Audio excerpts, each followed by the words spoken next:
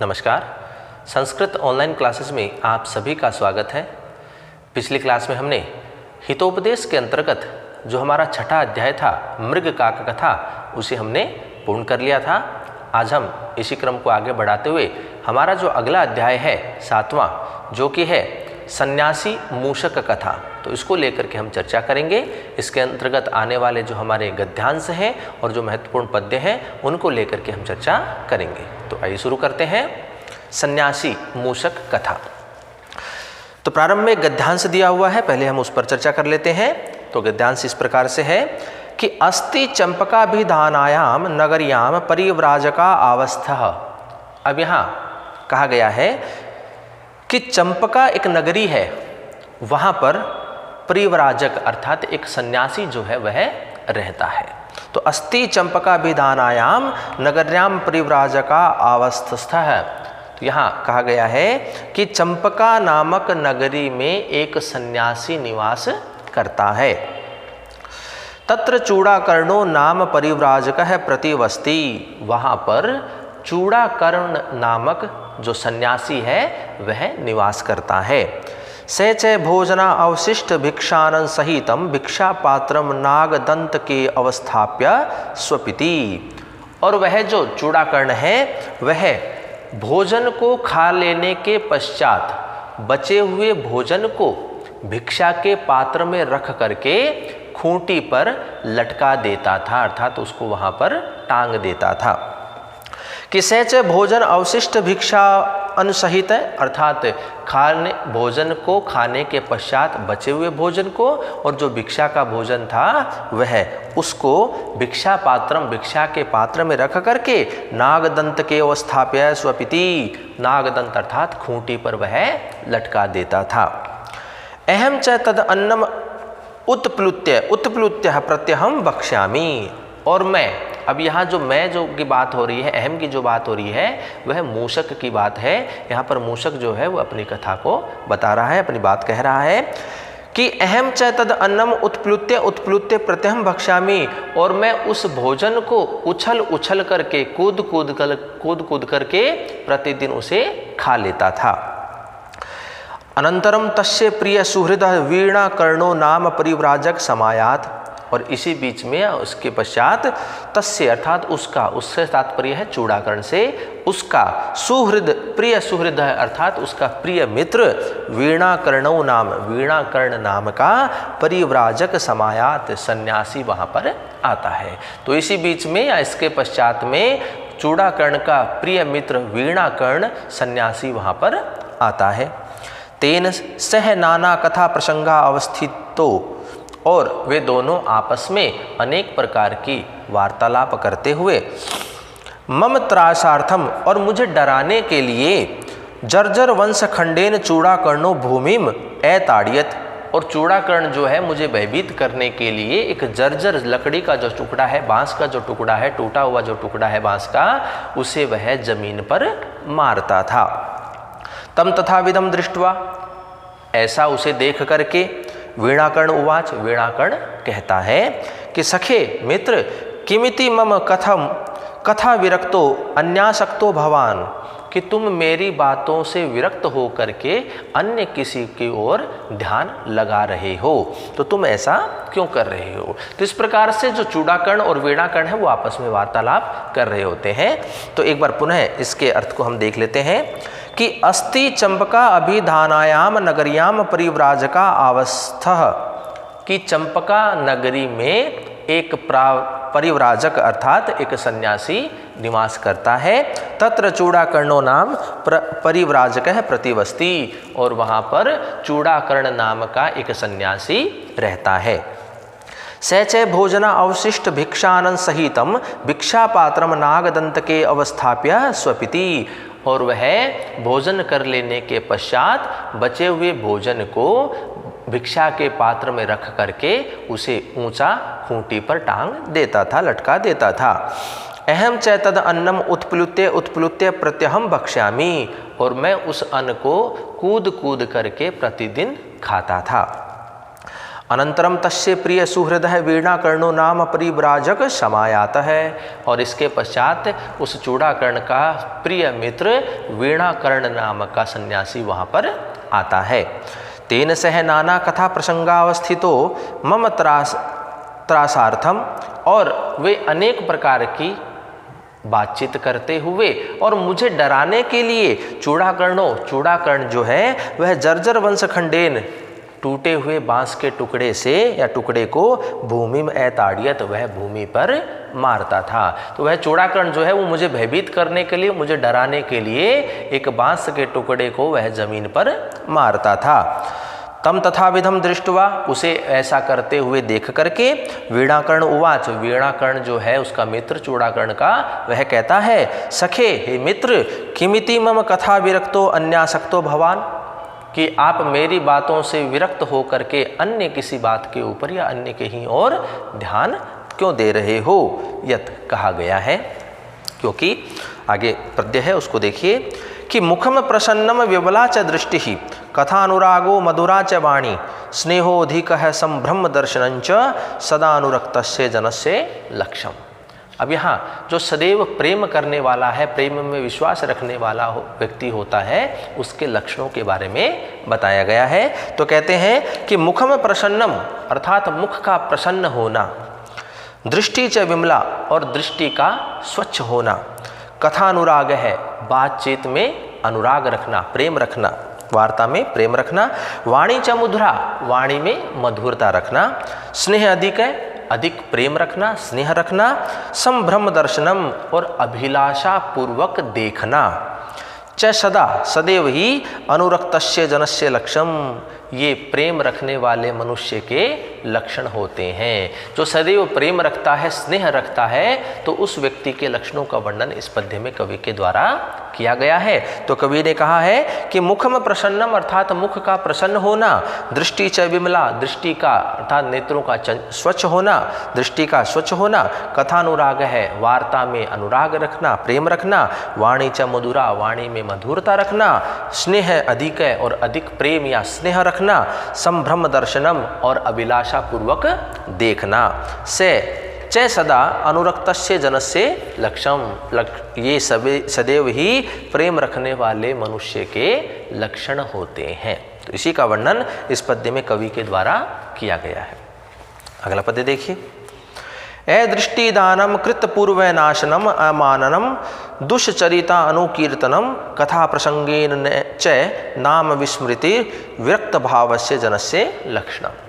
अब यहाँ पर जो विरक्त भाव रखता है ऐसे उस मनुष्य के लक्षणों का वर्णन किया गया है। तो कवि ने कहा है अदृष्टिदानम अर्थात नेत्रों से न देखना, अर्थात किसी को नहीं देखना, बातचीत के समय किसी को न देखना, कृत पूर्व नाशनम और किए गए उपकार को स्वीकार न करना, अमाननम अर्थात सम्मान न करना, दुष्चरितानुकीर्तनम और बुराइयों को प्रकट करना, कथा प्रसंगेन च नाम विस्मृत है और बातचीत में नाम को याद न रखना, जनस्य विरक्त भाव से लक्षणम, ये मनुष्य के विरक्त भाव के लक्षण कहे जाते हैं। तो विरक्त भाव का व्यक्ति के लक्षण किस प्रकार के होते हैं, तो उसको लेकर के कवि ने कहा है कि अदृष्टि दानम अर्थात नेत्रों से न देखना, कृत पूर्व नाशनम अर्थात किए गए उपकार को स्वीकार न करना, अमाननम अर्थात सम्मान को न करना,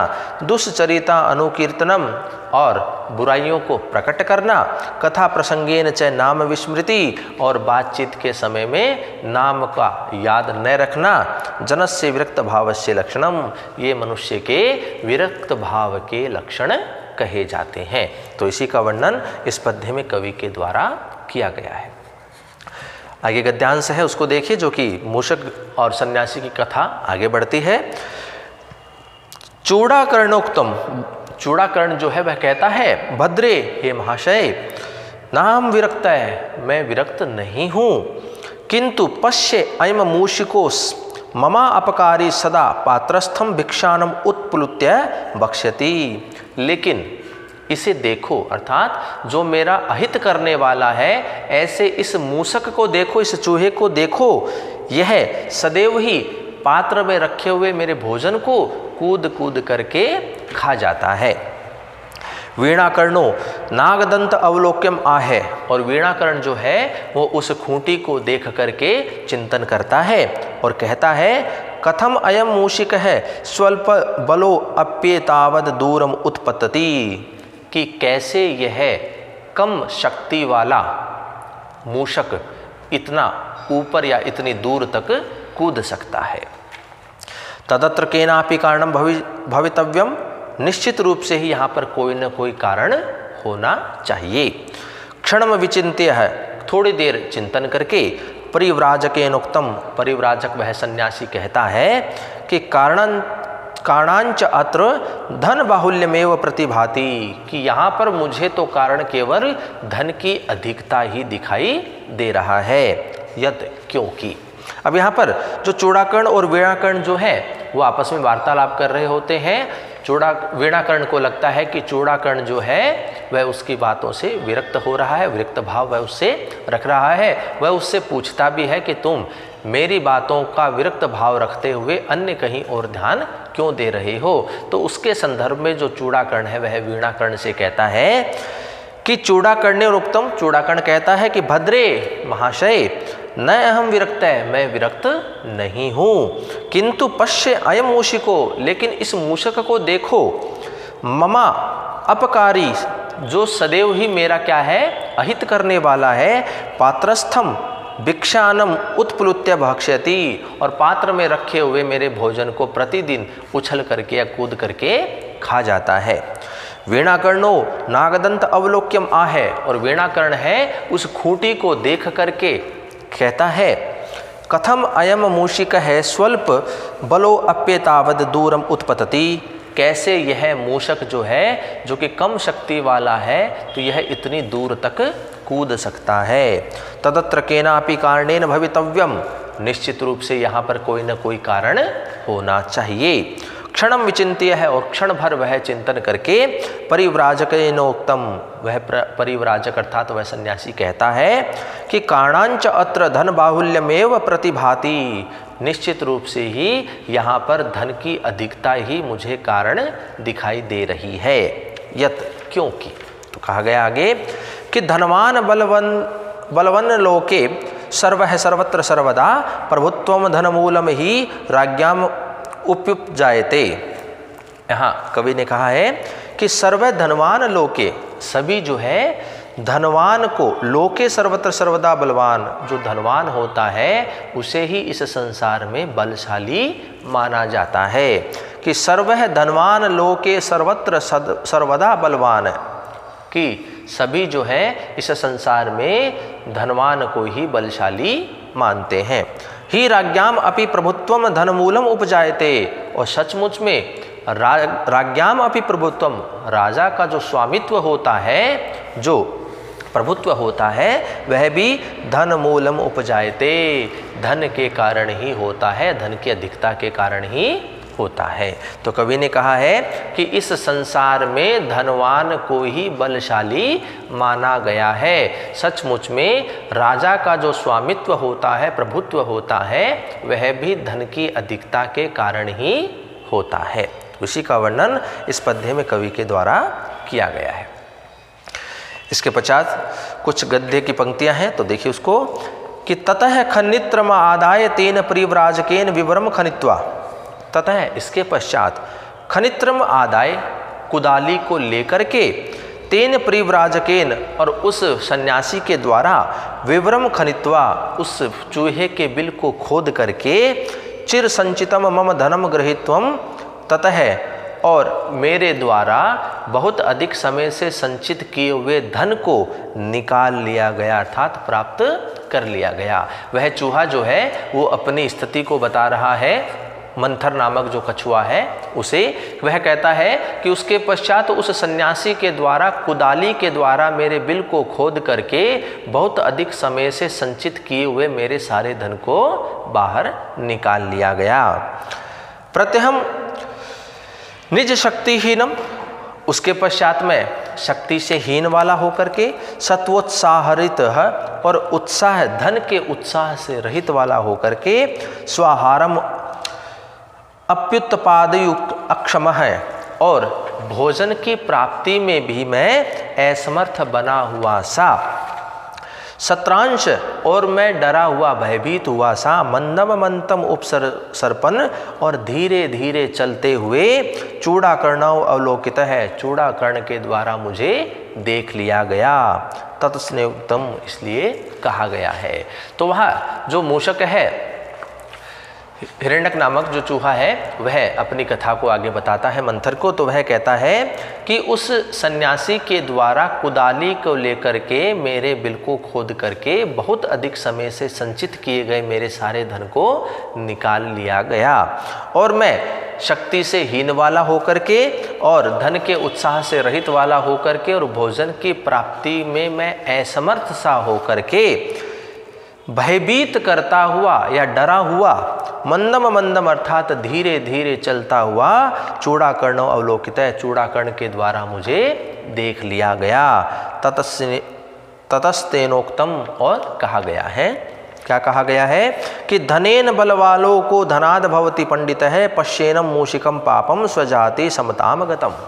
अब यहाँ कहा गया है कि लोक है धनेन बलवान, कि जो इस संसार में जो है, ये जो संसार है, यह धनेन बलवान, धन से ही बलवान होता है। धनात पंडित भवति, धन से ही पंडित होता है। एनम पापम स्वजाति समताम गतम मूषिकम पश्य है।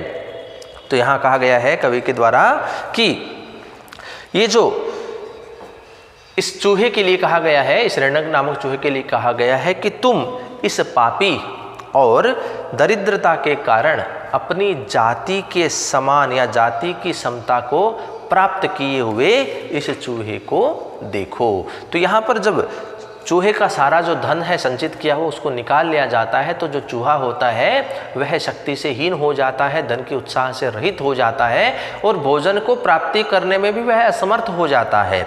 तो ऐसी स्थिति में उसके लिए कहा गया है कि लोक धनेन बलवान, कि लोक जो है, यह संसार जो है धन से ही बलवान होता है। धनात पंडित भवति, धन से ही पंडित होता है। और एनम पापम, इस पापी और स्वजाति समताम अर्थात दरिद्रता से युक्त अपनी जाति के समान वाला हुआ मूषिकम पश्य, इस मूषक को देखो। तो कहने का भाव यह है कि ये जो धन की जो गर्मी होती है, धन का जो उत्साह होता है, अत्यधिक धन जो होता है, यदि व्यक्ति के पास से वह धन चला जाता है तो वह दरिद्रता को प्राप्त हो जाता है। तो इसीलिए उस चूहे की स्थिति को देखते हुए कहा गया है कि धन की गर्मी निकल जाने के कारण अपनी जाति वाले दरिद्र चूहों के समान ही इसकी स्थिति हो गई है कि यह चूहा भी अब अपनी जाति वाले अन्य जो चूहे हैं उनके समान इसकी स्थिति हो गई है। तो इसी का वर्णन इस पद्य में कवि के द्वारा किया गया है। अगला पद्य देखिए। अर्थेन तु विहीनस्य पुरुषस्या अल्पमेधसः क्रिया सर्वा विनश्यन्ति ग्रीष्मे कुसरितो यथा। यहाँ कवि के द्वारा बताया गया है कि धन के हीन होने की स्थिति किस प्रकार की होती है। तो यहाँ कहते हैं कि अर्थेन विहीनस्य, कि धन से विहीन होने पर या धन से विहीन होने वाले की, अल्पमेधश है पुरुषस्य, और जो अल्प बुद्धि वाला व्यक्ति होता है उसकी स्थिति उसी प्रकार की हो जाती है जिस प्रकार से, या उस व्यक्ति के समस्त कार्य उसी प्रकार से नष्ट हो जाते हैं जिस प्रकार से, यथा जिस प्रकार से ग्रीष्म ऋतु में कुसरित है तथा विनश्यन्ति, जिस प्रकार से छोटी जो नदियां होती हैं वह ग्रीष्म ऋतु में सूख जाती हैं। तो धन से हीन व्यक्ति के और अल्प बुद्धि वाले व्यक्ति के समस्त कार्य उसी प्रकार से नष्ट हो जाते हैं जिस प्रकार से ग्रीष्म काल में छोटी नदियां सूख जाती हैं। तो इसी का वर्णन इस पद्य में कवि के द्वारा किया गया है। अगला पद्य देखिए। यस्यार्थास्तस्य मित्राणि यस्यार्थास्तस्य बांधवः यस्यार्थास्य पुमान लोके यस्यार्थः स ही पंडित है। यहाँ कवि के द्वारा कहा गया है कि लोके यस्य अर्था, इस संसार में जिसके पास धन है, अर्थ है, तस्य मित्राणि, उसी के मित्र होते हैं। तस्य अर्थः तस्य बांधवः, यस्य अर्थात तस्य बांधवा, जिसके पास धन होता है उसी के ही बंधुजन होते हैं। यस्य अर्थाह से पुमान है, जिसके पास धन होता है वही श्रेष्ठ पुरुष कहलाता है। ही सचमुच में यस्य अर्थाह से पंडित है, जिसके पास धन होता है वही पंडित होता है, बुद्धिमान होता है। तो यहाँ कवि ने कहा है, यहाँ अर्थ की प्रधानता का वर्णन करते हुए कवि ने कहा है कि इस संसार में जिसके पास धन होता है वही या उसी के पास मित्र होते हैं, जिसके पास धन होता है उसी के बंधुजन होते हैं, जिसके पास धन होता है वही श्रेष्ठ व्यक्ति होता है। सचमुच में जिसके पास इस संसार में धन होता है वही पंडित होता है, अर्थात बुद्धिमान होता है। तो इसी का वर्णन इस पद्य में कवि के द्वारा किया गया है। आगे देखिए, अपुत्रस्य गृहं शून्यं सन्मित्र रहितस्य च मूर्खस्य च दिशः शून्या सर्वशून्या दरिद्रता। अब यहाँ जो धन से हीन की स्थिति होती है, जो दरिद्रता की स्थिति होती है, उसके लिए बताया गया है कि अपुत्रस्य गृहं शून्यम, कि पुत्र से रहित घर जो है वो सूना होता है। सन्मित्र रहितस्य मूर्खस्य च दिशः शून्या, और मित्र से रहित और मूर्ख व्यक्ति की जो दिशाएं होती हैं वो शूनी कही जाती हैं। दरिद्रता सर्वशून्या, और जो दरिद्र होता है, जो धन से हीन होता है, उसके लिए तो हर दिशा ही या हर चीज़ ही शून्य होती है। तो यहाँ कवि के द्वारा कहा गया है कि जो पुत्र से रहित घर होता है वह घर सूना कहा जाता है। मित्र आदि से रहित और मूर्ख व्यक्ति की जो दिशा होती है वो सूनी कही जाती है। लेकिन जो दरिद्र होता है, जो धन से हीन होता है, निर्बल होता है, उसके लिए तो हर चीज़ या सारी दिशाएं या सब ओर से ही वह तो सूनी ही होती है, सूना होता है। तो इसी का वर्णन इस पद्य में कवि के द्वारा किया गया है। अगला पद्य देखिए, दारिद्र्याण मरणाद वापि दारिद्र्यम अवरम स्मृतम अल्पक्लेशेन मरणम दारिद्र्यम अति दुष्सहम। अब यहाँ कवि के द्वारा कहा गया है कि दरिद्र्यात मरणात वा अपि दारिद्र्यम अवरम स्मृतम, कि दरिद्र और मृत्यु में भी दरिद्रम अवरम स्मृतम, जो दरिद्र होता है वह अधिक कष्टकारी होता है। कि दरिद्रता अर्थात धन से हीन होने की स्थिति और मरणात अर्थात मृत्यु, इन दोनों में जो दरिद्रता होती है, जो धन से हीनता होती है, वह अधिक कष्ट देने वाला होता है। क्योंकि मरणम अल्प क्लेशेन, मृत्यु जो है वो थोड़े समय का दुख देती है, दारिद्र्यम अति दुष्सहम, लेकिन जो दरिद्रता होती है यह तो सारी उम्र या सारे जीवन भर ही दुख को देने वाली होती है। इसलिए दरिद्रता और मृत्यु, इन दोनों के मध्य में दरिद्रता जो होती है वो अधिक कष्ट को देने वाली होती है। उसी का वर्णन इस पद्य में कवि के द्वारा किया गया है। अगला पद्य देखिए, तानिन्द्रियाणि अविलिकानि अविकलानि तदेव नाम सा बुद्धिर प्रतिहता वचनम तदेव अर्थोष्मणा विरहित पुरुषः स एव अन्य क्षणेन भवति इति विचित्रम एतत्। अब यहाँ कवि के द्वारा कहा गया है कि तानि अवकिलानि इंद्रियाणि, वे ही सारी इंद्रियां हैं। अर्थात द्रव्यहीन जो मनुष्य होता है उसकी स्थिति का वर्णन करते हुए कहते हैं, कवि ने कहा है कि जो द्रव्यहीन व्यक्ति होते हैं उसकी तानि अविकलानि इंद्रियाणि, वे ही सारी इंद्रियां होती हैं। तद एव नाम सा, वही नाम होता है। अप्रतिहता बुद्धि, वही तीव्र बुद्धि होती है। तत एव वचनम, वही वचन होते हैं। स एव पुरुष है, वही पुरुष होता है।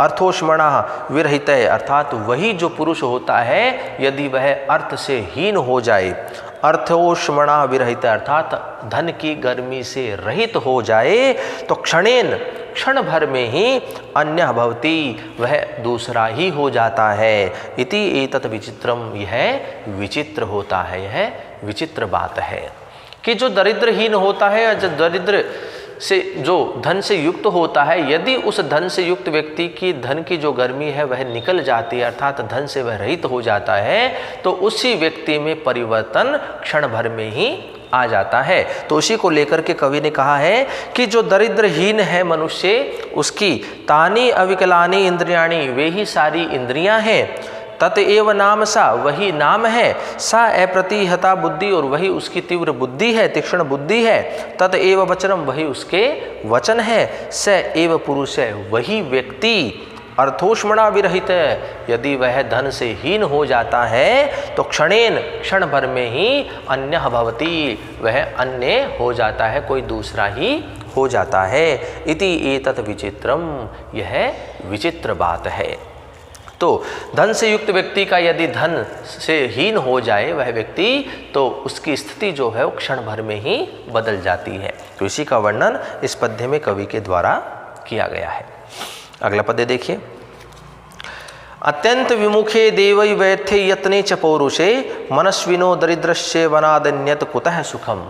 अब यहाँ कवि के द्वारा बताया गया है कि देवै, देवै अर्थात जो भाग्य होता है हमारा, वह अत्यंत विमुखे अर्थात विपरीत होने पर, अत्यधिक ही विपरीत हो जाने पर, कि भाग्य के अत्यधिक विपरीत हो जाने पर, पौरुषे यत्ने च व्यर्थे, और पौरुष और यत्न अर्थात प्रयास के विफल हो जाने पर, मनस्विनः दरिद्रस्य वनात् अन्यत कुतः सुखम, मनुष्य अर्थात जो स्वाभिमानी होते हैं, और दरिद्रस्य और अर्थात जो धन से हीन मनुष्य होते हैं, उनके लिए वनात् अन्यत कुतः सुखम, वन के अतिरिक्त और कहाँ पर सुख होता है। तो यहाँ पर जो धन से हीन स्थिति व्यक्ति की स्थिति किस प्रकार की होती है उसको लेकर के बताया गया है। तो कवि ने कहा है कि देवी अत्यंत विमुखे, कि भाग्य के अत्यधिक विपरीत हो जाने पर, पौरुष यत्ने च व्यर्थे, और पौरुष और यत्न अर्थात प्रयास के विफल हो जाने पर, मनस्विन है अर्थात जो स्वाभिमानी होते हैं वे, और दरिद्र से, और जो दरिद्र होते हैं, धन से हीन जो होते हैं, ऐसे व्यक्तियों के लिए वनात् अन्यत कुतः सुखम, कि वन के अतिरिक्त और कहाँ पर सुख हो सकता है। तो इसी का वर्णन इस पद्य में कवि के द्वारा किया गया है। अगला पद्य देखिए। मनस्वी म्रियते कामम कार्पण्यम न तु गच्छति, अपि निर्वाणम आयाति नानो याति शीतताम।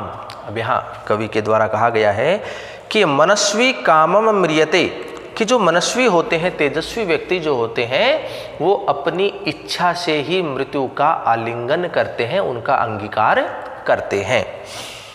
तू कार्पण्य न गच्छति, लेकिन वो कभी भी निर्बलता को प्राप्त नहीं होते, कभी भी वो दरिद्र या कार्पण्यता को प्राप्त नहीं होते हैं। अनलह निर्वाणम अपि आयाति, अग्नि के शांत हो जाने पर भी शीतताम न आती, वह शीतल नहीं होती है।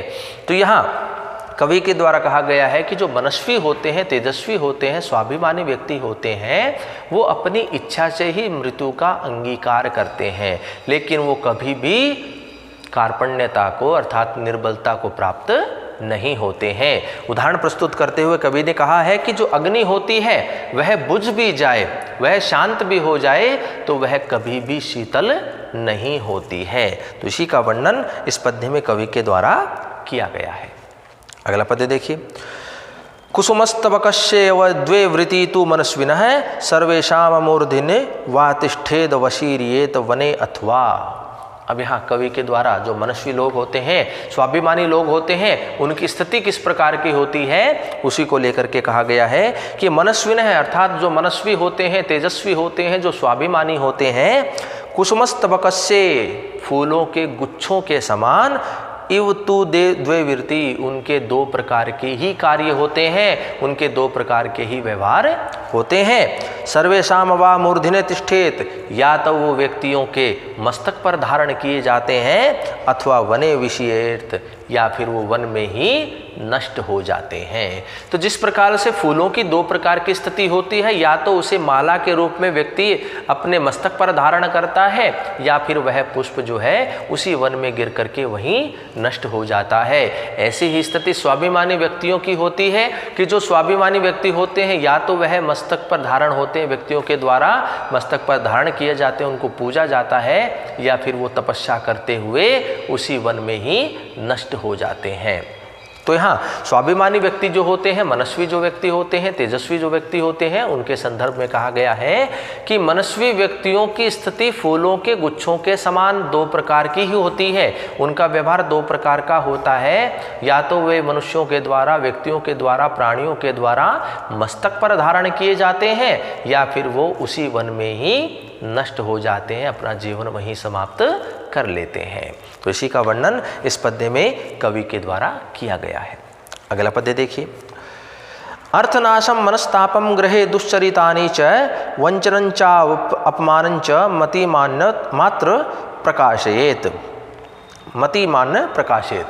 अब यहाँ कवि ने कहा है कि मतिमान अर्थात जो बुद्धिमान व्यक्ति होता है वह उसे अर्थनाशनम अपने धर्म का नाश होना, मनस्तापम अपने मन का जो संताप है उसे, गृहे च दुश्चरितानि और घर में हुए बुरे कार्य, वंचनम और किसी के द्वारा ठगा जाना, अपमानम और किसी के द्वारा किया गया अपमान, चैन प्रकाशित उसे कभी भी नहीं प्रकाश में लाना चाहिए, उसे कभी नहीं बताना चाहिए कि जो बुद्धिमान व्यक्ति होता है उसे किन चीज़ों के लिए निषेध किया गया है। उसके लिए कहा गया है कि जो बुद्धिमान होता है वह अपने अर्थ का नाश होना अर्थात धन की समाप्ति का होना, मन के संताप को कहना या मन का जो संताप होता है उसे गृहे च दुश्चरितानि और घर में हुए जो कलह है या जो बुरे कार्य हैं उन्हें, वंचनम अर्थात किसी के द्वारा ठगा जाना, और अपमानम और उसका किसी के द्वारा किया गया अपमान, इसे कभी भी प्रकाश में नहीं लाना चाहिए अर्थात कभी भी उसे नहीं बताना चाहिए, क्योंकि यदि वह व्यक्ति ऐसा करता है तो अन्य व्यक्ति जो है वो उसको मजाक बनाएंगे। तो इसलिए बुद्धिमान व्यक्ति को हमेशा यह कोशिश करनी चाहिए कि ये जो स्थितियां हैं उन्हें कभी भी वह प्रकाश में न लेकर के आए। तो इसी का वर्णन इस पद्य में कवि के द्वारा किया गया है। अगला पद्य देखिए। वरम विभवहीने प्राणे संतर्पितो अनलः नोपचार परिभ्रष्टः कृपणः प्रार्थयते जनः। अब यहाँ कवि के द्वारा कहा गया है कि विभवहीनेन अर्थात जो धन से हीन होता है उसके द्वारा, प्राणे संतर्पित है प्राणों से संतुष्ट की गई, अनलह वरम जो अग्नि होती है वह श्रेष्ठ होती है, अर्थात मनुष्यों को अग्नि में प्रवेश कर जाना अधिक आसान या सरल होता है, श्रेष्ठ होता है। यहाँ कहा गया है कि विभवहीनेन प्राणे अर्थात धन से हीन व्यक्ति के द्वारा, प्राणी अपने प्राणों के द्वारा संतर्पित अनलवलम अग्नि में प्रवेश करना या संतुष्ट की गई अग्नि में प्रवेश करना अच्छा होता है, श्रेष्ठ होता है। उपचार परिभ्रष्ट कृपण है जन न प्रार्थयेत, लेकिन सम्मान से रहित जो कंजूस व्यक्ति होता है उससे प्रार्थना करना उचित नहीं होता, उससे मांगना अच्छा नहीं होता है। धन से हीन व्यक्ति का अपने प्राणों के द्वारा संतुष्ट की गई अग्नि में प्रवेश करना श्रेष्ठ होता है, लेकिन सम्मान से रहित कंजूस व्यक्ति से प्रार्थना करना श्रेष्ठ नहीं होता है। इसी का वर्णन इस पद्य में कवि के द्वारा किया गया है। अगला पद्य देखिए। दारिद्र्याद ह्रियमेति ह्रिय परिगतः शत्वात् परिभ्रंशयते निश्चत्वः परिभूयते परिभवानिर्वेद आपद्यते निर्विण्णः शुचमेति शोकपीहितो बुद्धया परित्यजते निर्बुद्धि क्षमेतयो निर्धनता सर्वापदाम आस्पदम। अब यहाँ जो धन से हीन की स्थिति किस प्रकार से हो जाती है, कोई व्यक्ति धन से हीन होता है तो उसे कितने प्रकार के संकटों का सामना करना पड़ता है, उसी का वर्णन इस पद्य में कवि के द्वारा किया गया है। तो कवि ने कहा है कि दारिद्र्यात ह्रियम एति, कई दरिद्रता के कारण लज्जा होती है। जो दरिद्र होता है, जो धन से हीन होता है, उसे लज्जा का अनुभव होता है। ह्रि परिगत है सत्वात परिभ्रश्यते, और लज्जा से युक्त व्यक्ति जो है वो पराक्रम से हीन हो जाता है, कि जो लज्जाशील होगा उसमें पराक्रम भी नहीं हो पाता है। तो कवि ने कहा है कि दारिद्र्यात ह्रियमेति, कि दारिद्रता से धन से हीन होने पर व्यक्ति लज्जा का अनुभव करता है, और हरि परिगत है सत्वात परिभ्रंशते, और लज्जा से व्यक्ति पराक्रम से हीन हो जाता है। निःसत्वः परिभूयते और पराक्रमहीन व्यक्ति का अपमान होता है। परिभवात निर्वेद आप्यदते और अपमान से दुख उत्पन्न होता है। निर्विण्ण शुचम एति शोकपिहित और जो दुख है उससे शोक उत्पन्न होता है।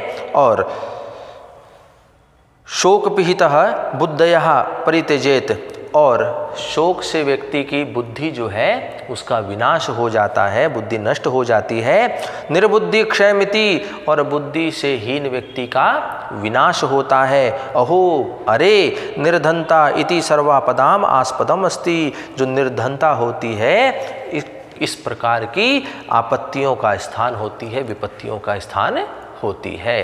तो यहाँ जो निर्धनता होती है, धन से हीन जो होती है, उनके सामने उस व्यक्ति के सामने किस प्रकार के जो संकट है, विपत्तियां हैं वह आती है, वह किस प्रकार का अनुभव करता है, तो उसी को लेकर के वर्णन किया है। एक बार पुनः इसके अर्थ को देखते हैं कि दारिद्र्यात व्रिहम एति की जो निर्धनता होती है, दारिद्रता होती है, उससे लज्जा होती है।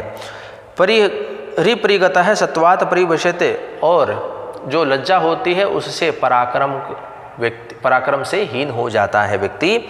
निःसत्व है परिभूते और पराक्रमहीन व्यक्ति का अपमान होता है। परिभवात निर्वेद आपद्यते और अपमान से दुख होता है। निर्विण्ण शुचम एति और दुख से शोक होता है। शोक पिहित बुद्धया परित्यजते और शोक से युक्त व्यक्ति की बुद्धि का नाश हो जाता है। निर्बुद्धि क्षयम एति और बुद्धि नष्ट होने वाले व्यक्ति जो है उसका विनाश हो जाता है, जिसकी बुद्धि नहीं होती है या बुद्धिहीन का विनाश होता है। अहो अरे निर्धनता इति सर्वापदाम आस्पदम आश्चर्य है कि जो निर्धनता होती है ये इतनी सारी विपत्तियों का स्थान होती है। तो इसी का वर्णन इस पद्य में कवि के द्वारा किया गया है। तो इस प्रकार से आज हमने हितोपदेश का जो हमारा 7वां अध्याय है सन्यासी मूषक कथा, उससे संबंधित कुछ गद्यांशों और कुछ महत्वपूर्ण पद्यों को लेकर के हमने चर्चा की। आगे के जो हमारे पद्य और गद्यांश हैं उनको लेकर के चर्चा हम अगली कक्षाओं में करेंगे। तो आज के लिए इतना ही। धन्यवाद।